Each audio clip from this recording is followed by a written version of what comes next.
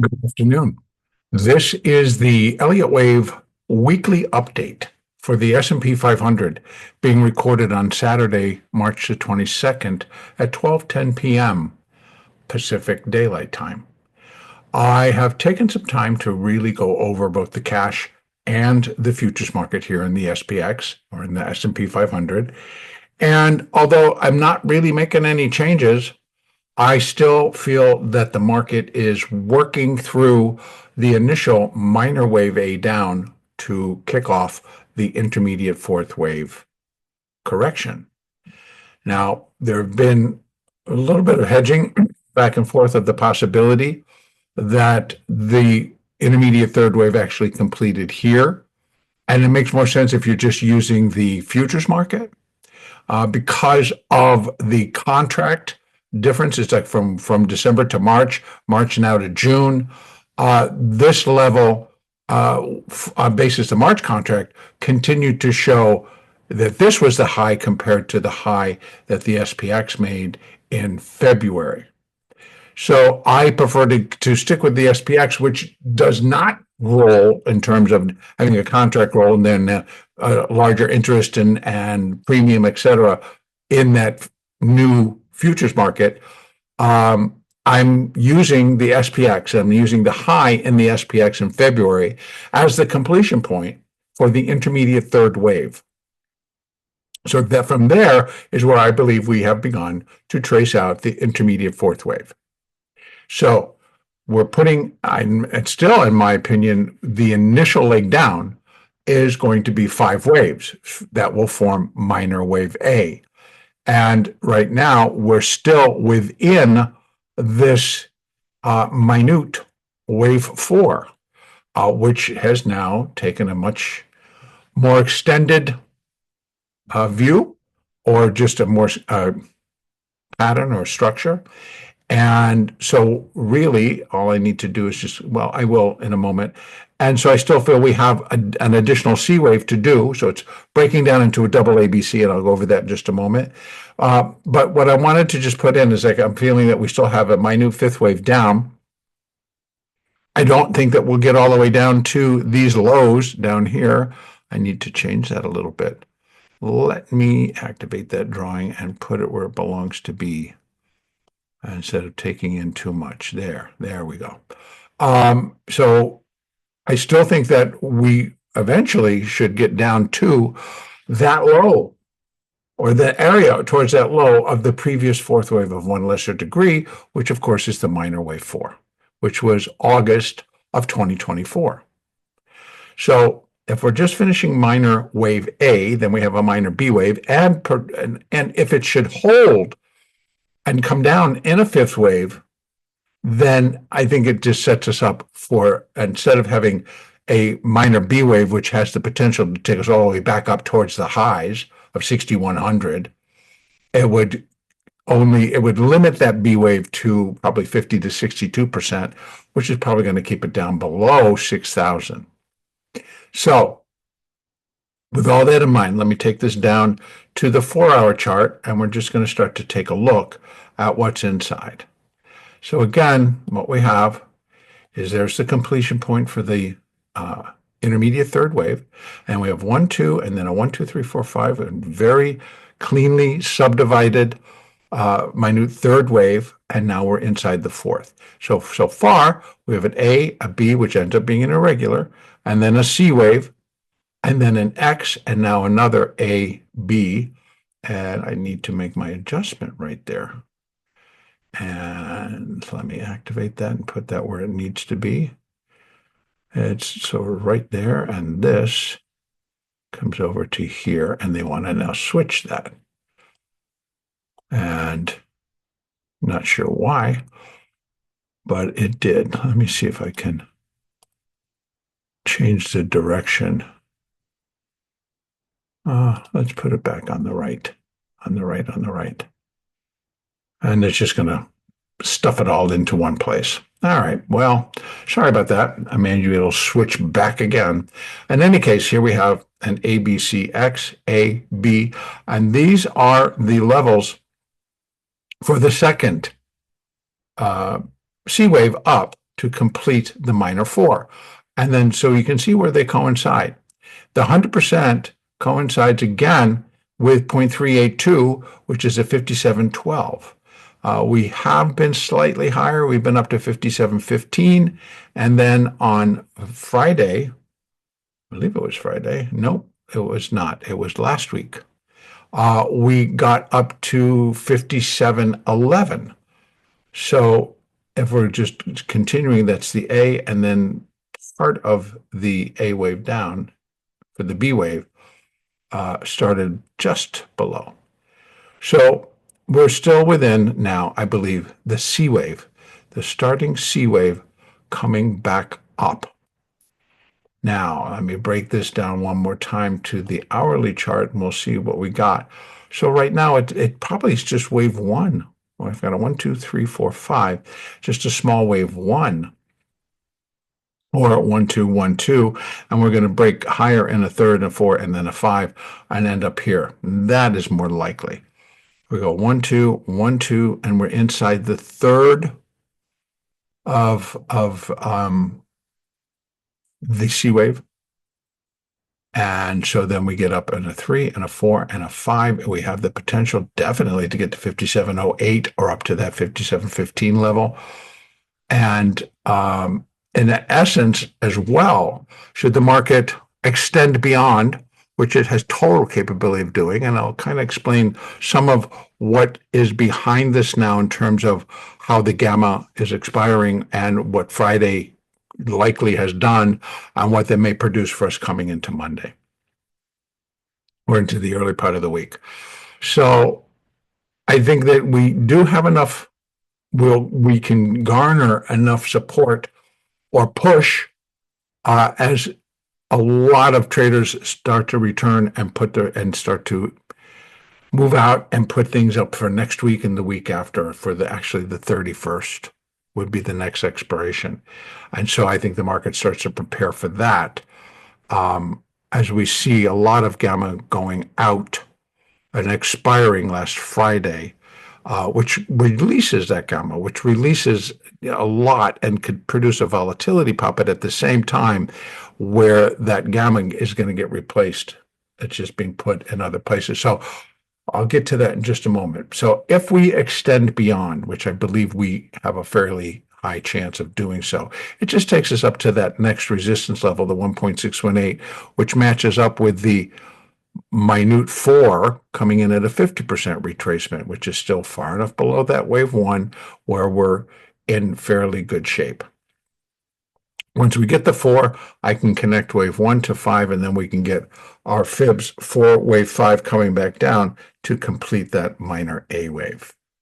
So 57.08 to 57.15 is our first layer of resistance for the C wave. And then a break above would just push us to resistance coming in on the hourly 200, which is at 57.57. And then we have the 1.618 and the 50% between 57.69 to 57.74.75. So we have a nice little window in both areas, which could complete this minute wave 4. But definitively, I think we need to get above 57.15 to finish the C wave. And that's on the short term. And then, like I said, once I get that in, let me go back out to my 4-hour chart. I do think that that C wave, the 5th wave down, just taking some very quick, I'm going to run it up to that high, which is 57.65. You can see we got 1.618, that wave 5 would be equal to wave 1 at 1.618 level of 53.83. And that just takes us right to inside, which is fine, for minor A, which works, makes it nice and clean. Though, because I'm expecting we might go higher, it does take the 100% and pushes it higher. Now, if I just activate that and drop that down to this other level, let's say 57.24, then you can see that we're now down below that at 54.85, which I think we're going to get a lot of support coming in at that 5,500 level again. And so just dipping below that to finish minute wave 5 would make sense. A full out slot down would bring us down to that 53.37 area or just above, but anywhere in between here would also work. But as far as fib support, it's 54.85 to 53.37, and that is if the market were to come in between our fib levels, and we're using 57.25 as just an example. These are not cast in stone, and they're certainly not ready yet because we've not done the C wave backup. But I'm just giving examples of possible levels that once we are complete, that we can come down. We'd definitely be looking for wave 5 to put in a new low below wave 3, which is right now at 55.04. So again, I think we're going to have enough support at that 5,500 level or just below that the market may come down to there instead of doing the much lower, which is around 53.50. But again, we'll see how things line up, and then we'll move accordingly. So taking a quick peek out at the moving averages on the daily. I just open this up so we can see. You can see how they all have basically gone flat. There's the 50 pretty much flat. There's the 20 going flat. The 200 remains flat. In fact, the 200 and the 20 are just kind of sitting there right on top of one another. And then the 8 is pretty flat just down here below. So again, I think we might get a turn up in the 8 and maybe in the 20 going back above the 200, but I think that's just until we can complete this wave 4, and then we'll get another downswing to complete the minor wave A. So now I want to bring into focus some of the possibilities of what we're seeing and what really took place last week with all of the expirations and the gamma.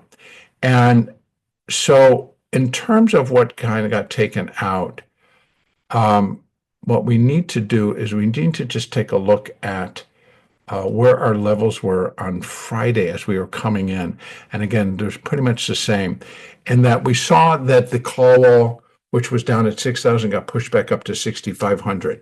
And then so what happens is on a monthly expiration, the SPX has an AM expiration, which is basically on the opening, and then there's a PM expiration. So we saw a nosedive just coming into the opening, and then in that opening, it drove it down to session lows, and that was at 56.03. And then the market immediately rebounded, getting itself back up to 56.37, came back down again, and then just put in a decent rally to finish out the week and Friday.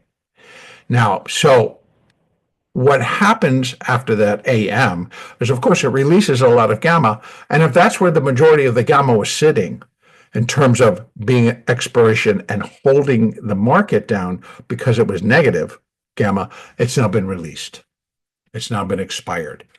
And that provides the market with that lift factor. We just kind of pop back up, and then the buying just continues and picks up after everything is all settled out. So, and then the market starts to focus on where it wants to be in the afternoon. And again, we had a lot to hold it down because the market had then had trouble. It looked like it could have, but it only got as high as 56.70. So that's coming in at that 57.03, 57.01. But actually in the SPX, that would have been 56.50 in the SPX, which is the chart I'm looking at right now. And you can see that the high did go up to 56.70. And so it did get above large gamma number 2. But in terms of the futures market, I think it did, but it came back down.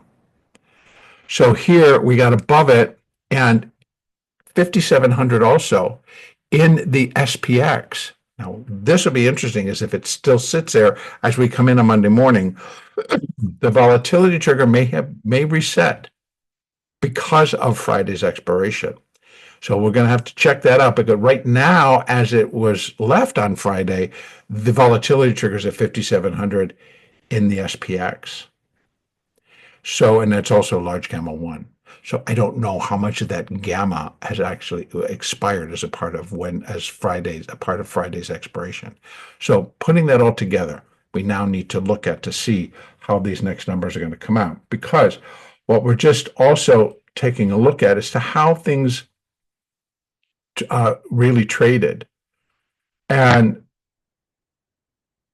if we just kind of take a look at the market and what happened at the market last week, we find that on Tuesday AM, so it was a day early. That was the VIX expiration, as that right at the opening, the market on Wednesday took a little nosedive, and that's all in an alignment to put through the expiration for the VIX. And once it did, then it just started to bing, bing, bing, bing, bing, and for the rest of the day ends up nicely, ends up on the day very nicely.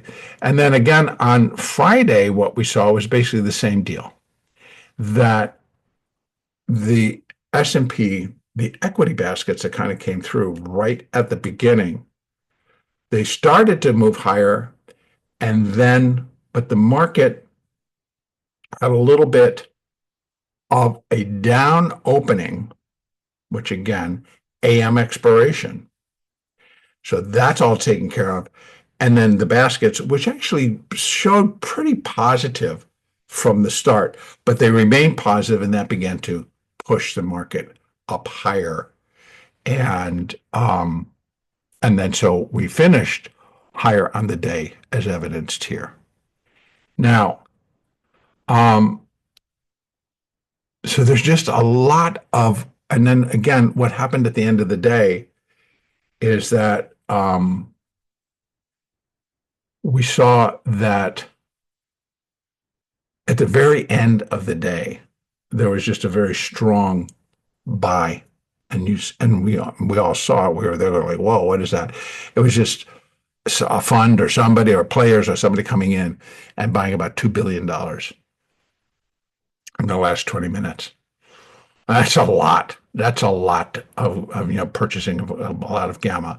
But I think that because of the AM expiration, because of the monthly expiration, because of the gamma that was now being removed, a lot of that just opened up that capital and it got put back in.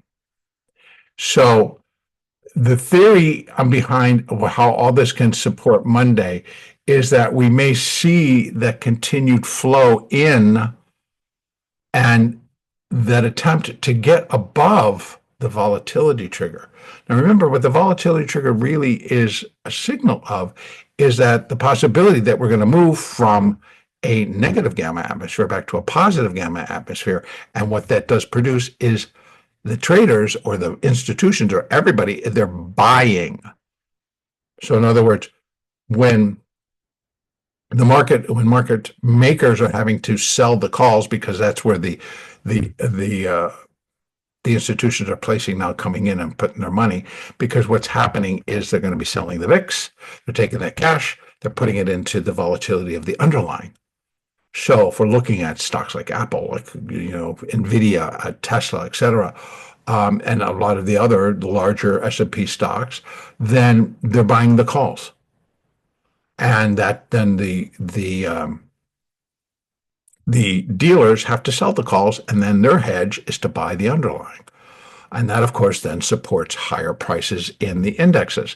And then we could see that same thing happening in the SPX and in the ES options and in the SPDR options, that they're coming in and they're buying calls. So that could take us to the beginning of the week, and that could get us to the top of this minute wave 4. Then who knows what will happen. But again, we have another expiration on the 28th, which I believe is next Friday, and then we have March the 31st. So I would think that because it's March the 31st should also be a large expiration. In fact, it's the one that will contain the roll of the JP Morgan collar. So I'm thinking that we may break that volatility trigger to start the week, maybe even first couple of days of the week. And then that's going to bring us about pushing higher up to these upper levels, possibly. And then something else, the expiration, or just in preparation for what is going to come on that following Monday. I think could drive us back lower in terms of, or something else coming up. Because don't forget, what's still hanging over the market is the April 2nd tariff being brought into effect. And what would any responses be, or what that argument's going to start to show. Um, Interesting, but it is still out there and it's still in the news. So, but what could help is that we started to get a little few comments from the president in terms of having some flexibility on these tariffs. So either somebody's been sitting down and talking to him saying, this isn't the greatest idea. And so you might want to become a little bit more flexible. Otherwise, it's really going to start to hurt our markets, and it's going to start to hurt um, a lot more people. Anyway, don't know. So I think we add that all up. I think we have a decent week to the upside. Basically, at least the start of the week to the upside, and then we'll see. Because again, just on a geopolitical level, we also were seeing in the news right there, U.S. directs a second aircraft carrier to the Mediterranean. And because we're now seeing that the ceasefire or the peace agreement or whatever it was between Hamas and Hezbollah and Israel being broken. Israel is again bombing in Lebanon and in the Gaza. So what that may or may not do, we don't know.